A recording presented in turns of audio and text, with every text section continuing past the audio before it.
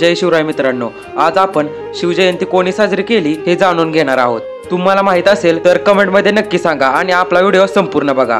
आपल्याला छत्रपती शिवाजी महाराजांचा इतिहास माहित आहे, पण एक असा काळ होता तेव्हा सर्वजण हा इतिहास विसरून चालले होते। तेव्हा क्रांतीसूर्य महात्मा ज्योतिराव फुले यांना हे लक्षात आले की छत्रपती शिवाजी महाराजांच्या पराक्रमाची आणि त्यांनी स्थापन केलेल्या स्वराज्याची आठवण राहिली नाही। म्हणून क्रांतीसूर्य महात्मा ज्योतिराव फुले यांनी इसवी सन 1869 साली रायगडकडे कूच केली। आपल्या सहकाऱ्यांसह शिवरायांची समाधी शोधण्यासाठी त्यांनी अथक परिश्रम केले।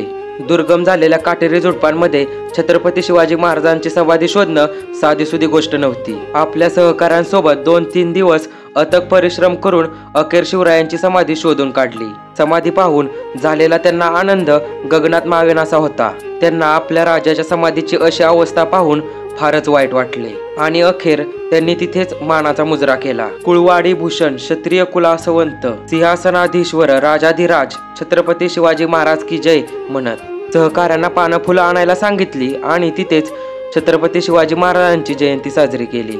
थोडक्यात काय, क्रांतीसूर्य महात्मा ज्योतिराव फुले यांनी छत्रपती शिवाजी महाराजांच्या समाधीचा देव केला होता आणि या देवाची पहिली जयंती साजरी केली ते क्रांतीसूर्य महात्मा ज्योतिराव फुले यांनीच। हा व्हिडिओ तुमच्या मित्रांपर्यंत नक्की शेअर करा।